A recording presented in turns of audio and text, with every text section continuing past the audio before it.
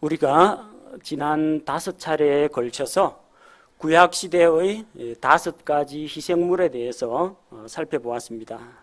5가지 희생물을 통해서 나타나신 구원자 예수 그리스도에 대해서 묵상했습니다. 그리고 이번부터는 앞으로 7차례에 걸쳐서 구약시대의 7가지 절기에 대해서 살펴보면서 하나님의 구원의 계획에 대해서 묵상하고자 합니다. 구약시대에 하나님께서 율법의 말씀으로 주신 7가지 절기가 있습니다. 첫 번째가 유월절, 그 다음이 무교절, 그 다음 첫 열매, 다음에 오순절, 그리고 7월 달에 3가지 절기가 들어 있습니다. 나팔절, 속죄일, 장막절. 이렇게 7가지 절기는 이스라엘의 연중 행사입니다. 이스라엘이 한 해 동안 하나님 앞에 모여서 지키는 그런 절기이기 때문에 1년 스케줄이 이 안에 다 들어 있습니다. 또 이것은 이스라엘의 생업과 관련된 농사와도 또 관련이 있습니다. 그런데 한편 이 7가지 절기들은 하나님께서 자신의 능력과 섭리로 이 온 세상을 주관하시고 이끌어 가시는 인류 전체의 역사하고도 관련이 있습니다. 또한 우리들에게 적용을 해볼 때 이 7가지 절기는 구원받은 성도들에게 일어날 7가지 사건과 연관이 되어 있습니다. 그래서 앞으로 이 7가지 절기를 통해서 단순히 이게 구약시대의 율법으로 주어져 있던 어떤 종교의식이나 관습이 아니라 신약시대를 살아가는 우리 성도들하고는 이 절기들이 어떤 관계가 있는지 살펴보겠습니다. 그 중에서도 오늘은 가장 먼저 등장하는 유월절에 대해서 살펴보고자 합니다. 오늘 이 유월절 사건이 일어나게 된 배경이 있습니다. 하나님께서 야곱의 11번째 아들 요셉을 먼저 이집트로 내려보냈습니다. 요셉의 형들은 그들을 은을 받고 팔아넘겼지만 하나님께서는 그것을 선으로 바꾸사 장차 닥쳐올 기근으로부터 이집트는 물론이요 팔레스틴과 근동지방을 다 구원하도록 계획하셨습니다. 그리고 이 요셉의 초청으로 가나안 땅에 있던 야곱의 일가족들이 이집트로 내려왔습니다. 70명의 야곱의 식구들이 이집트에 내려와서 정착을 하면서 이집트의 풍부한 그런 물산과 넓은 땅을 바탕으로 해서 하나님께서는 이스라엘 민족을 크게 번성하게 하셨습니다. 그들은 강대한 민족이 되었습니다. 그런데 요셉이 죽고 나서 정권이 바뀝니다. 셈족이 지배하고 있던 이집트 힉소스 왕조가 망하고 다시 함 족속이 그 땅을 지배하게 됩니다. 그래서 이 함 족속은 셈족 계열인 이스라엘 민족을 핍박합니다. 요셉이 죽은 후에 요셉의 공로를 인정하지 않는 파라오 왕이 일어나서 이스라엘 백성을 중한 노역과 또 압제 가운데에서 이집트를 섬기도록 했습니다. 그런데 하나님께서는 아브라함과 이삭과 야곱과 세우신 그 언약을 기억하셨습니다. 때가 되매 하나님께서 모세를 불러내셔서 그를 파라오에게 보냈습니다. 파라오에게 가서 내 백성 이스라엘을 이 땅에서 나가게 하라고 하나님의 말씀을 전하게 하셨습니다. 하지만 파라오가 하나님의 말씀에 불순종하면서 거절을 하자 하나님께서는 그분의 권능으로 이집트 땅을 심판하셨습니다.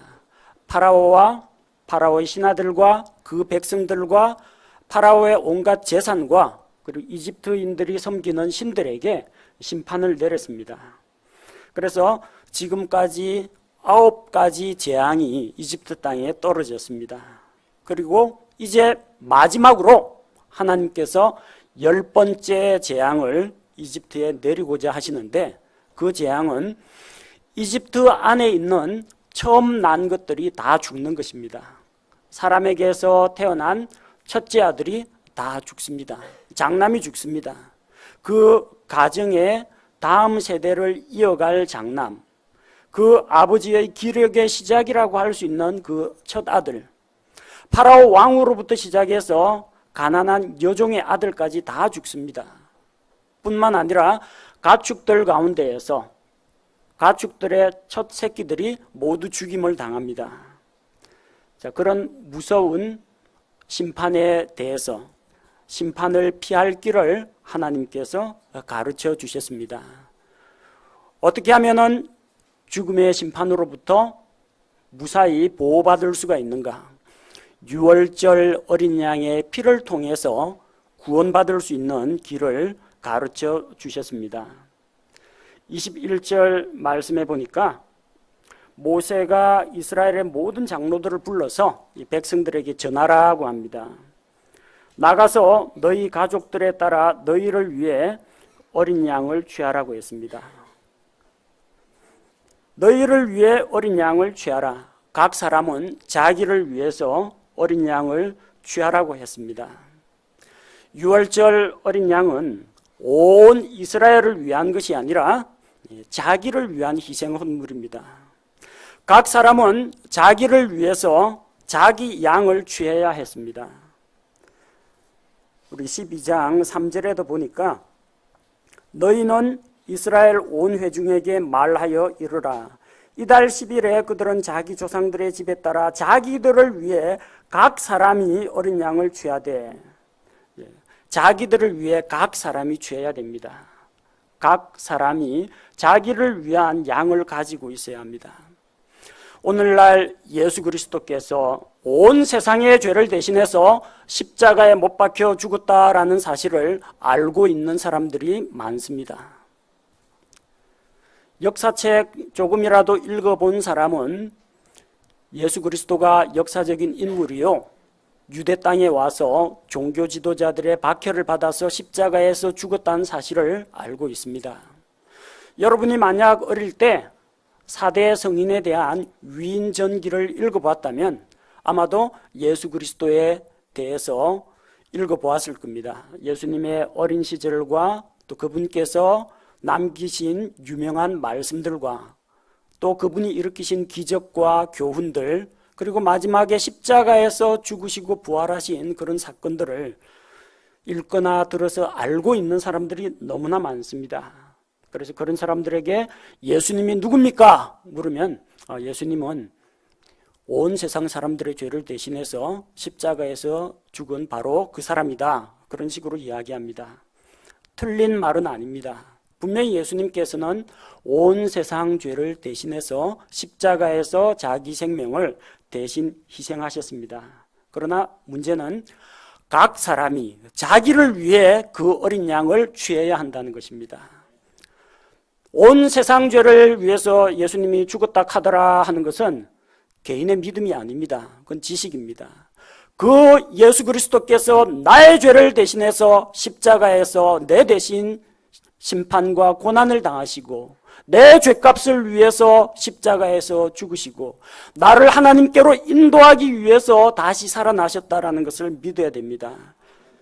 온 세상의 구세주이신 그분을 각 사람이 자기 개인의 구세주로 받아들여야 합니다.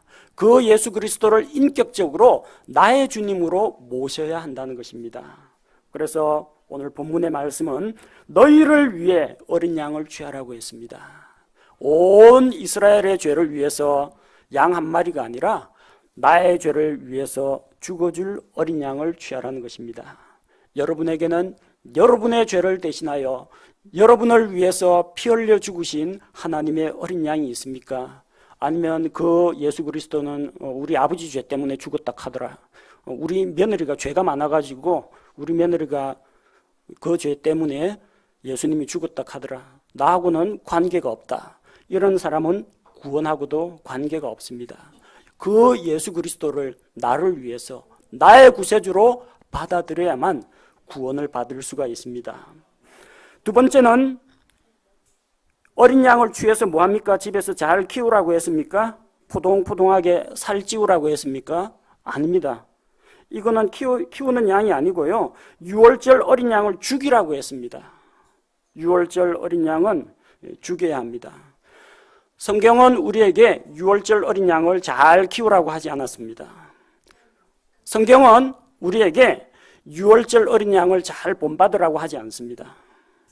성경은 우리에게 6월절 어린 양을 자세히 관찰하고 연구해 보라고 하지 않습니다. 그 6월절 어린 양은 죽어야 합니다. 어린 양이 죽어야 합니다. 왜냐하면 세상에 있는 모든 사람은 죄인이요, 죄의 결과로 영원한 멸망의 형벌, 지옥의 형벌을 받습니다. 따라서 이 죄의 문제를 해결하기 위해서는 죄에 대한 대가를 지불해야 됩니다. 죄값을 치러야 합니다.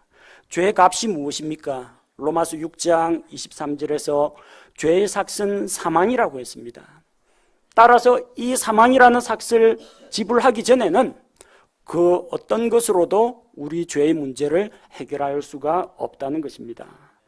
그래서 아무 죄 없는 어린 양이 바로 그 사람의 죄를 대신해서 죽어야 했고, 그 사람은 어린 양이 자기를 대신해서 흘려준 그 피를 의지함으로써 하나님의 무서운 심판에서 구원받을 수 있었던 것입니다. 6월절 어린 양은 사람들을 대신하여 죽기 위해서 선택된 것입니다.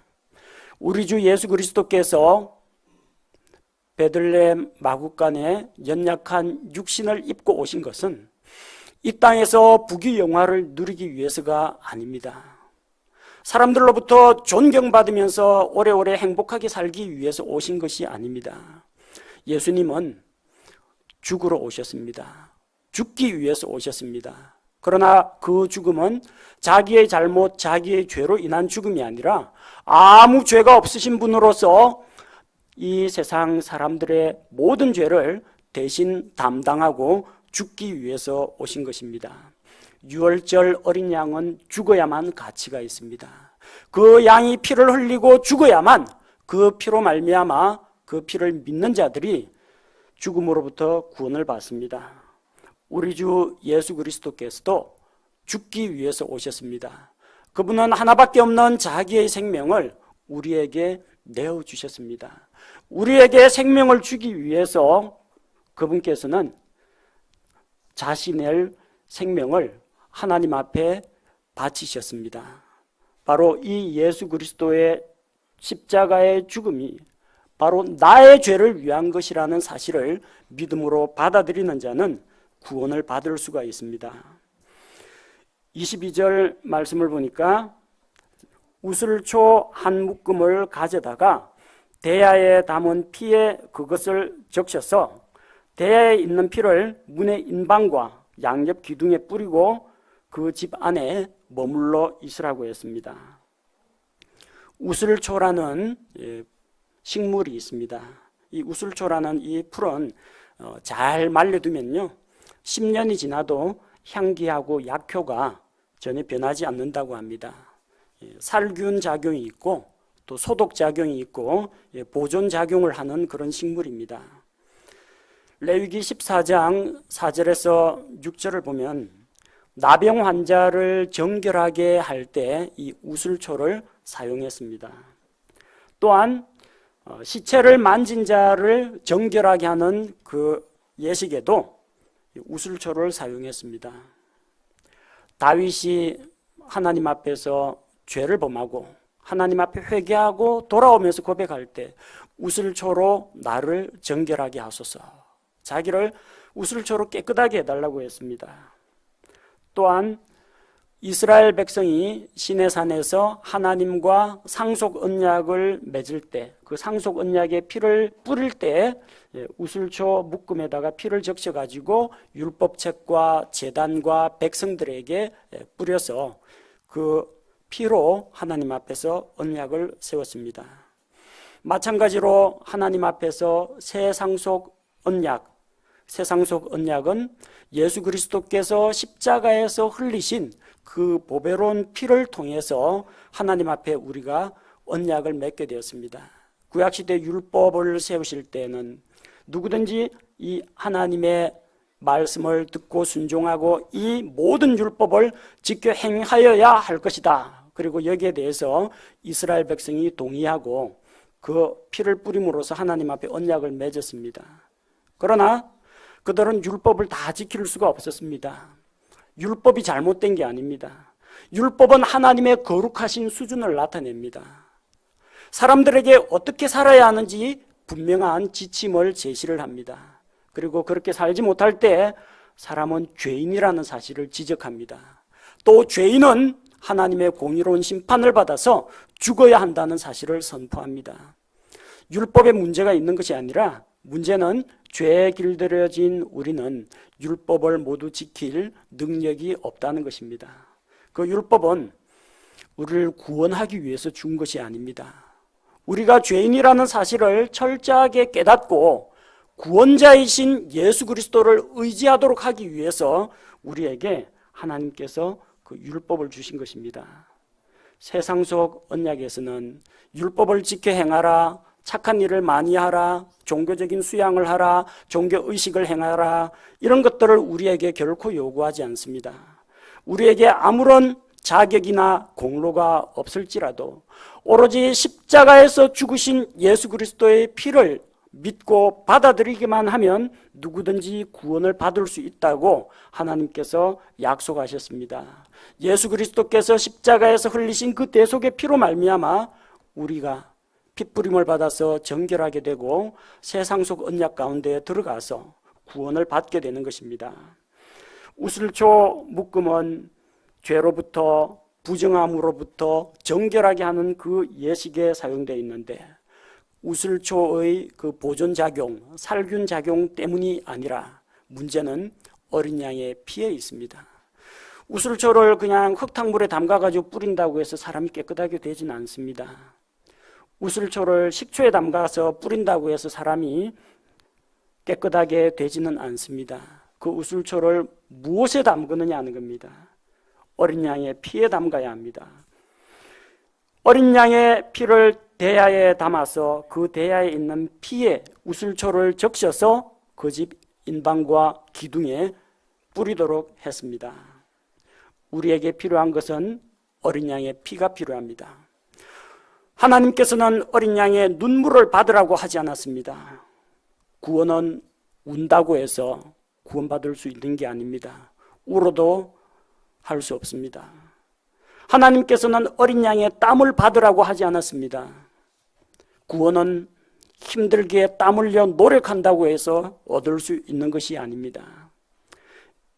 구원은 눈물로도 땀으로도 얻을 수 없습니다. 오직 피로만 얻을 수 있습니다. 어린 양의 피가 있어야만 죽음을 면할 수 있다는 겁니다. 그래서 우리 주 예수 그리스도께서는 십자가에서 달리사 두 손과 발을 못에 박히시고 옆구리를 창에 찔리시면서 온 몸에 있는 그 피를 다 쏟으시고 죽으신 것입니다. 예수님의 눈물이나 예수님의 땀이 우리를 구원하는 것이 아닙니다. 예수님의 피만이 우리를 구원할 수 있습니다.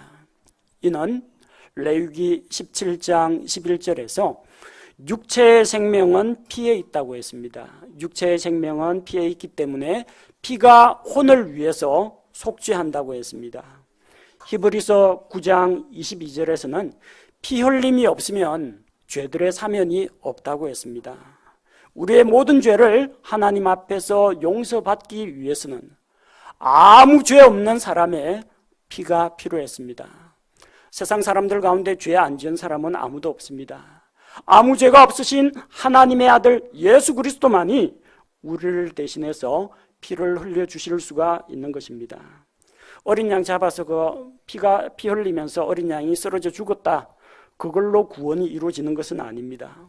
그 피를 각자에게 적용을 해야 합니다. 그 피를 어떻게 하라고 했습니까? 그 피를 우슬초에 적셔서 문의 인방과 가로 기둥과 양옆 세로 기둥에 뿌리라고 했습니다.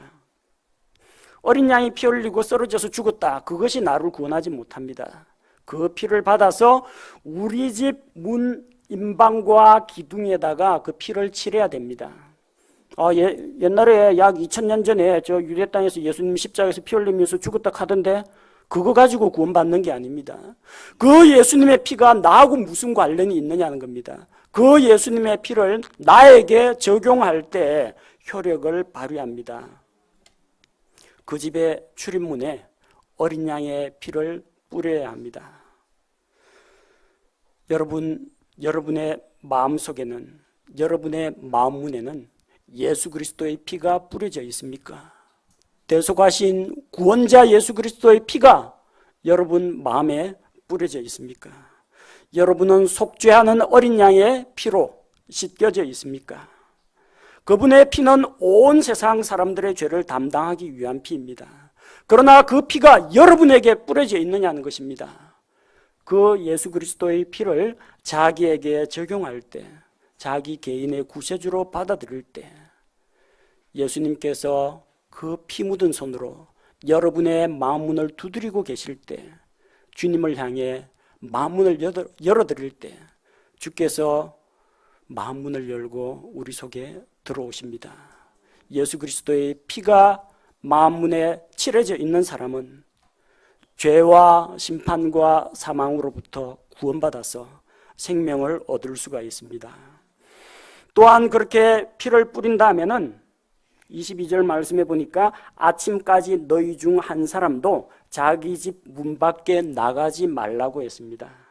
하나님의 심판이 끝나기까지는 문 밖에 나가면 안 됩니다. 유월절 어린 양의 피를 뿌린 그 집안에 있어야만 심판에서 구원받을 수가 있습니다. 누구든지 예수 그리스도의 보배로운 피 권세 아래 있는 자는 하나님의 무서운 진노의 형벌을 받지 않고 구원을 받을 수가 있다는 것입니다. 그렇게 피를 뿌릴 때 23절 말씀을 보니까 주께서 두루 지나가시며 이집트 사람들을 치실 때 문의 임방과 양옆 기둥의 피를 보시면 주께서 그 문을 넘어가시고 파멸시키는 자가 너희 집에 들어가 너희를 치지 못하게 하실 것이라고 했습니다. 그래서 유월절입니다. 유월절이 언제냐? 유대인 달력으로, 유대인 종교력으로 정월 14일입니다. 유월절은 6월달에 있다고 유월절 아닙니다. 그 6월달 유월절이 아니고요. 그 월담한다, 월장한다, 뛰어넘다 할 때 뛰어넘을 월자입니다. 유월절은 뛰어넘어갔다는 이야기입니다. 영어에서 pass over라고 해서 뛰어넘다는 이야기입니다. 왜 주께서 어린 양의 피가 칠해져 있는 그 집에는 들어가지 않으시고 훌쩍 뛰어넘어가시느냐? 육체의 생명인 피를 통해서 죄에 대한 대가가 이미 지불되었기 때문에 하나님께서 더 이상 그 생명을 요구하지 않으시는 것입니다. 하나님께서는 구원받은 자는 뛰어넘어가고 그에게 심판을 내리지 않습니다. 미가 7장 18절 말씀을 보니까 어떤 신이 주와 같으니까 주께서는 불법을 용서하시고 자신의 상속 백성 중 남은 자들의 범법을 지나치시나이다. 그분께서는 긍휼을 기뻐하심으로 자신의 분노를 영원토록 품지 아니하시는도다. 주께서는 구원받은 백성의 범법을 지나치신다고 했습니다. 이상한 일이죠.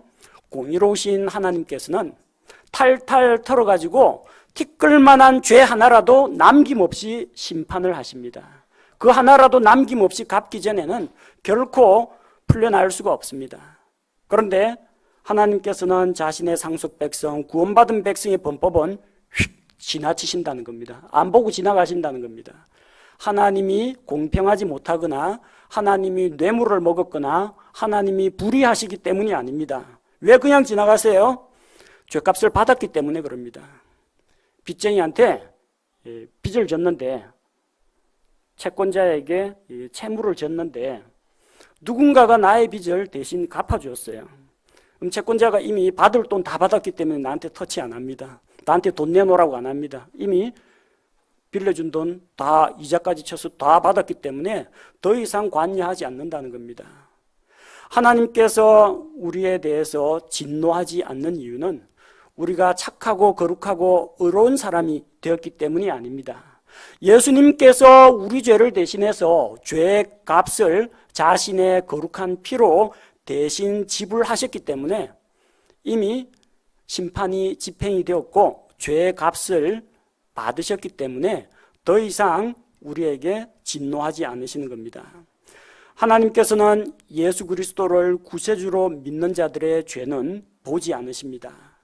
하나님께서 우리를 보실 때 뭘 보시느냐? 우리의 연약하고 추하고 또한 하나님 앞에서 부패하고 이 가증한 생각들, 추한 모습들, 과거의 실수나 약점 이걸 보시는 것이 아닙니다.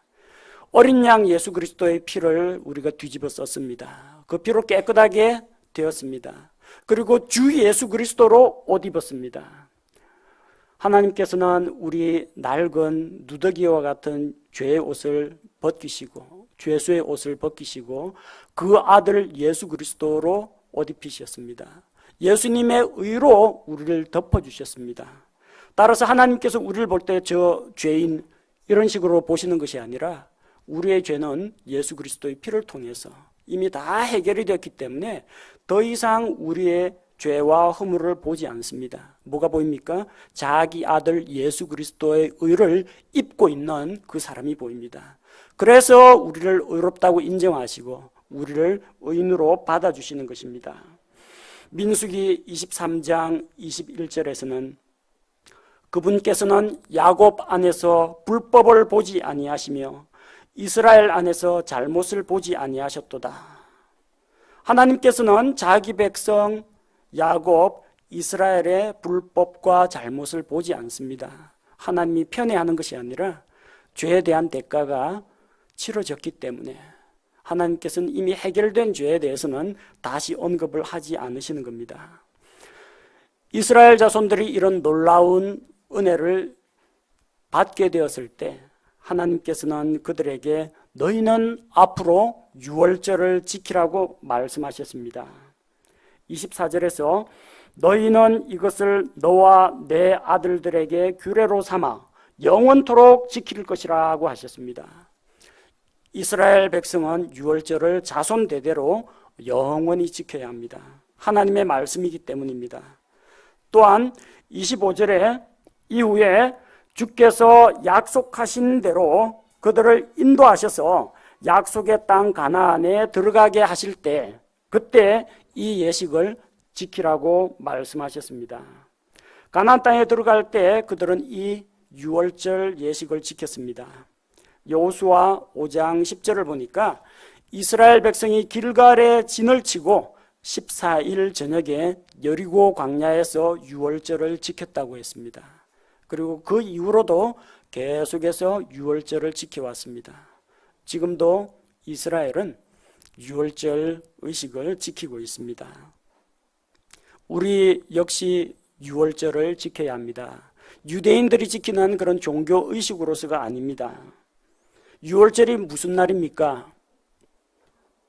유월절 어린 양의 피로 구속받은 날입니다. 파라오의 압제로부터 이집트의 속박으로부터 해방된 날입니다. 곧 우리가 죄로부터 자유하게 되고 마귀의 권세에서 벗어나고 모든 무거운 죄짐을 벗은 날, 바로 그 날이 여러분의 유월절입니다. 어떤 사람은 자기가 구원받은 날짜를 정확하게 알고 있는 분이 있습니다. 특별한 계기가 있어서 한순간에 예수 그리스도를 구세주로 받아들인 사람은 그 날짜를 알고 있습니다. 그러나 어려서부터 성경 말씀을 차츰차츰 배워나가면서 정확하게 언제인지는 모르는데 어쨌든 예수 그리스도를 구세주로 믿은 그런 분들도 더러 있을 겁니다. 그런 분에게는 정확하게 구원받은 날짜 몇 시 몇 분에 구원받았는지 그 기억 못할 수도 있습니다. 구원받은 날짜 시간을 기억하느냐 못하느냐가 중요한 게 아니라 유월절과 같은 그런 경험이 그 사람에게 있었느냐 없었느냐가 중요한 것입니다. 여러분 구원받은 날짜 언제인지 모르더라도 구원받은 사실과 구원자를 기억해야 됩니다. 우리가 기억해야 될 것은 구원받은 날짜를 무슨 생일 파티 하듯이 지키고 기념하라는 것이 아니고요. 누가 구원하셨느냐는 겁니다. 하나님의 어린 양 예수 그리스도께서 구원하신 것입니다. 그걸 기억해야 하는 겁니다. 날짜 몇 월 며칠 몇 시 몇 분을 지키라는 이야기가 아닙니다. 어린 양의 피로 구원받았다면 어린 양 예수 그리스도를 기억해야 합니다. 자기를 구원하신 그 주님의 은혜를 일평생 잊지 말고 기억하고 감사드려야 한다는 것입니다. 이스라엘 백성은 1년에 한 번 지켰습니다. 구원받은 우리 그리스도인들은 구원의 주님이 생각날 때마다, 구원받은 은혜가 감사할 때마다, 죄를 용서받은 그 하나님의 크신 긍휼이 감사할 때마다 자기가 구원받은 사실을 거듭 확인하고 하나님께 감사를 드려야 합니다. 뿐만이 아닙니다. 자기만 유월절을 지키는 것이 아니라 26절과 27절을 보니까 이걸 또 자녀들에게 가르쳐야 됩니다. 이후에 너희 자녀들이 너희에게 이르기를 이 예식이 무엇을 뜻하나이까 하고 질문을 하면 너희는 이르기를 그것은 주의 유월절 희생물인데 하나님께서 이집트 사람들을 치실 때에 이집트에 있던 이스라엘 자손의 집은 넘어가사 우리 집을 건져주셨다, 이렇게 교육을 하라는 겁니다. 아버지 어머니가 유월절 예식을 지킵니다.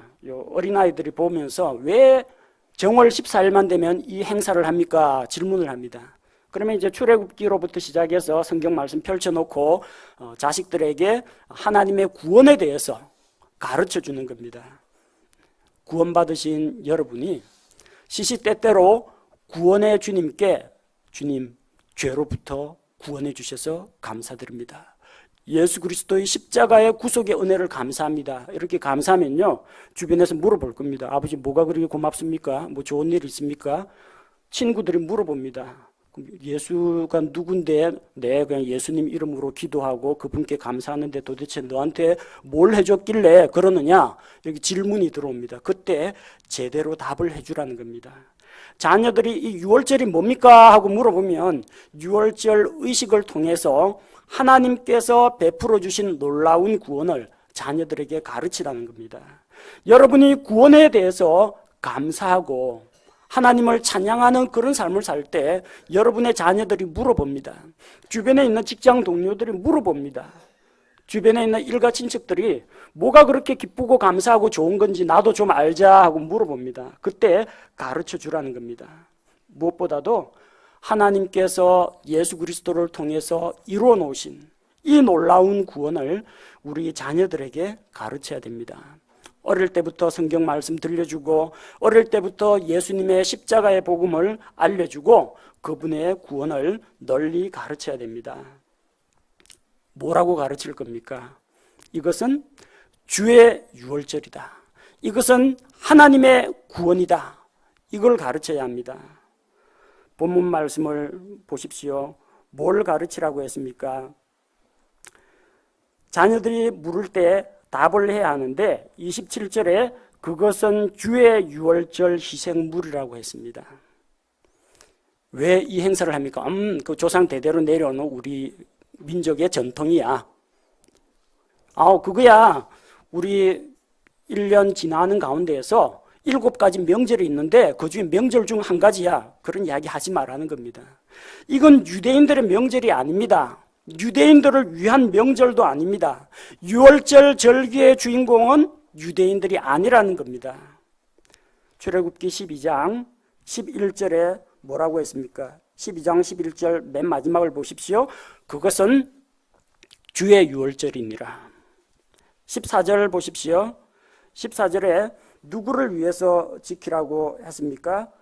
주를 위한 명절로 지키라고 했습니다. 유대인들 먹고 마시는 잔치가 아닙니다. 주를 위하여 지키는 명절입니다. 27절에도 주의 유월절 희생물이니라. 42절에도 기록되어 있습니다. 42절은 그것은 그들을 이집트 땅에서 데리고 나오신 것으로 인하여 주를 위해 많이 지킬 밤이니라. 이 밤은 이스라엘의 모든 자손이 그들의 대대로 지킬 주의 그 밤이니라. 주의 유월절, 주를 위한 명절, 주의 유월절 희생물, 주를 위해 지킬 밤, 주의 그 밤. 주인공은 주 하나님이시라는 겁니다. 왜 이런 이야기를 하느냐? 유월절 어린아이 피로 구원받았다. 옆집에 이집트 사람들은 장남이 죽었는데 우리 집은 살았다 신난다 하고 떠들고 다니는 게 아니고요. 모든 구원의 영광은 하나님께 돌아가야 한다는 겁니다. 그리스도인들 가운데에서도 자칫 잘못하면 구원받은 그 사실을 하나님께 감사하지 않고 자기 공로로 돌리는 사람이 있습니다. 만약 여러분이 하나님의 은혜로 믿음을 통해서 구원을 받았다면 자기 판단, 자기 노력, 자기 자랑 이런 거 늘어놓으면 안 된다는 이야기입니다. 내가 말이야 40년 동안이나 신앙생활을 했더니 하나님께서 지성이면 감천이라고 구원해 주셨지. 내가 이렇게 교회를 위해 헌신했는데 나 같은 사람은 구원받을 자격이 있어. 우리 집안이 말이야 3대째 기독교 신앙의 집안인데 우리 집안 식구들은 다 구원받을 거야. 내가 똑똑해가지고 여러 종교들을 늘어놓고 기독교, 불교, 천주교, 이슬람교 다 늘어놓고 보니까 그중에 기독교가 제일 그럴듯해서 내가 이거 딱 골랐는데 이게 정답이네. 내가 역시 판단을 잘했어. 이렇게 자기가 구원받은 사실을 자기에게 영광을 돌리면 안 된다는 이야기입니다. 죄인들을 긍휼히 여기시는 하나님의 놀라운 은혜에 대해서 감사를 드려야 됩니다. 내 자랑을 늘어놓으면 안 됩니다. 우리 죄를 대신하여 고난받아 죽으시고 부활하신 예수 그리스도께 감사를 드려야 됩니다. 죄를 깨닫게 하시고 다시 태어나게 하시고 우리를 안전하게 보호하시는 성령님께 감사를 드려야 한다는 겁니다.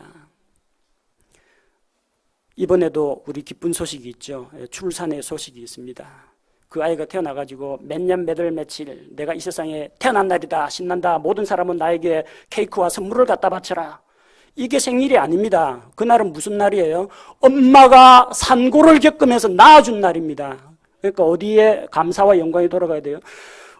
어머님이 나를 낳으신 일입니다. 어머니의 출산일입니다. 내 생일, 내가 축하받고 영광받는 날이 아니라는 겁니다.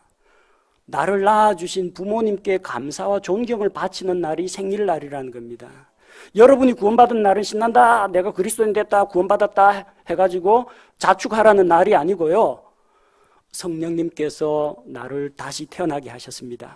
하나님께서 나를 그분의 자녀로 낳으셨습니다. 주의 날로 감사하고 주께 모든 영광과 찬미를 돌려드리는 것이 합당하다는 이야기입니다. 우리의 구원받은 날은 우리 구원 자랑하는 날이 아니고요. 하나님의 구속의 은혜에 대해서 감사하고 찬양하는 날이라는 겁니다. 또한 본문 28절 말씀을 보십시오. 백성들은 이 말씀을 받아들이고 그대로 행했습니다. 이스라엘 자손이 물러가서 그대로 행하되 주께서 모세와 아론에게 명령하신 대로 행하였습니다. 하나님께서 죽음으로부터 생명을 건질 수 있는 방법을 가르쳐 주셨는데 잘 들었습니다 라고만 생각하고 아무것도 안 하면 어떻게 됩니까? 그 집은 밤중에 초상 만납니다. 장남이 죽습니다. 이스라엘 백성은 이 말씀을 듣고 머리 숙여 주께 경배를 드렸습니다. 심판 가운데에서도 진노 가운데에서도 긍휼을 베풀어 주시고 살 길을 마련해 주신 하나님께 감사와 찬양을 드렸습니다. 그리고 모세와 아론을 통해서 전달해 주신 그 말씀을 그대로 행했습니다. 만약에 이스라엘 백성 가운데에서 유월절 어린 양의 피를 집 문에다 뿌리면 좀 지저분하지 않습니까? 피 비린내 나고 그런 이상하고 불결한 방법은 별 마음에 안 들어 해서 자기 집에 피를 안 뿌리면 어떻게 될까요? 그 집은 아마 장남이 죽었을 겁니다. 근데 혹시 그거 옆에서 이야기하는 10가지 재앙, 9가지 재앙하는 동안에 보니까 이집트에만 피해가 있고 이스라엘 집에는 피해가 없어요. 저 뭔가 자기들만이 아는 비법이 있을 거다 생각해서 몰래 엿듣거나 옆구리 찔러가고 하나님이 뭐라고 말씀했어? 하고 정보를 얻은 이집트 사람이 있어요. 그래서 그 이집트 사람이 우리도 해보자 해가지고 유월절 양 자기를 위해서 준비해가지고 잡고 집에다 피 뿌리고 하나님께서 우리 집은 좀 그냥 건너뛰어 넘어가십시오 이렇게 하룻밤을 지냈으면 그 이집트 사람의 장남은 죽었을까요? 안 죽었을까요? 안 죽었어요. 왜? 그 안에 이집트 사람이 있느냐, 이스라엘 사람이 있느냐, 한국 사람이 있느냐, 그건 중요한 게 아닙니다. 그 집 안에 누가 있느냐가 중요한 게 아니라 그 집 문에 유월절 어린 양의 피가 있느냐 없느냐 그게 중요한 겁니다. 그래서 나중에 그 출애굽하면서 이집트에서 나오면서 수다한 민족들이 함께 딸려 나왔습니다. 왜? 그들도 유월절 어린 양의 피로 혜택을 받기 때문입니다. 민족이나 국적은 중요하지 않습니다.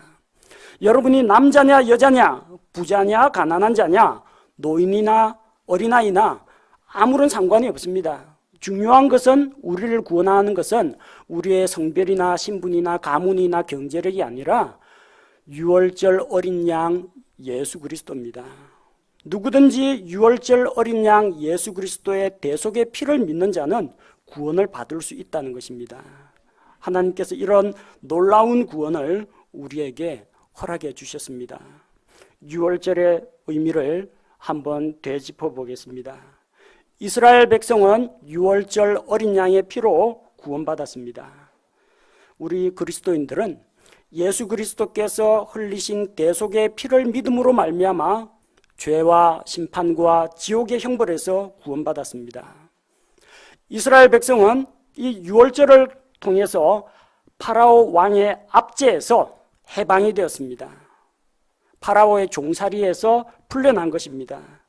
예수 그리스도를 믿는 자는 죄의 종에서 마귀의 종에서 해방이 됩니다.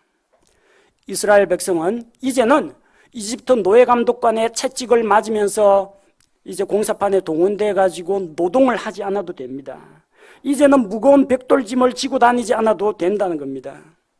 예수 그리스도를 믿는 자는 무거운 죄의 짐을 모두 주님께 맡기고 참 안식을 누리게 되었습니다. 그리고 이 유월절이 끝난 다음에 그들은 약속의 땅 가나안을 향해서 출발했습니다. 예수 그리스도를 믿는 자는 새로운 창조물로서 하나님의 자녀로서 저 영원한 본향을 바라보면서 새로운 삶을 시작하는 나그네 인생길을 살아가게 되었다는 것입니다. 이스라엘 백성은 유월절 어린 양의 피를 통해서 심판과 죽음으로부터 구원을 받았습니다. 이 자리에 계신 여러분, 이 설교를 듣고 계신 여러분은 예수 그리스도의 피로 구원받았습니까? 종교의식이나 교회 출석이나 헌금이나 교회 활동이 여러분을 구원할 수가 없습니다. 오로지 여러분의 마음문에 여러분을 위해서 피 흘려 죽으신 예수 그리스도의 피가 칠해져 있어야만 구원을 받을 수가 있다는 것입니다. 아직까지 구원받지 못한 분이 있다면 자기를 위해서 자기의 양, 유월절 어린 양 예수 그리스도를 자기의 구세주로 선택해야 됩니다. 그분의 십자가에서 흘리신 피를 자기 자신에게 적용해야 됩니다. 구원받으신 우리 모든 성도들은 모든 영광과 감사와 존귀를 구원하신 하나님께, 우리의 구속자가 되신 어린 양 예수 그리스도께 영광을 돌리시기 바랍니다. 아직까지 예수 그리스도를 믿지 못하고 있거나 그분을 지식적으로는 알지만 자기 개인의 구세주로 받아들이지 못하신 분들은 예수님을 주님으로 시인하고 자기의 죄를 모두 주님께 맡기고 예수 그리스도를 구세주로 영접하시기 바랍니다.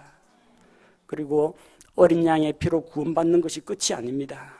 이집트를 떠나서 가나안으로 출발해야 됩니다. 이제 새로운 삶이 시작되었으니까 우리 같은 믿음의 형제 자매들과 함께 저 하늘 본향을 향한 믿음의 여행을 활기차게 시작해야겠습니다.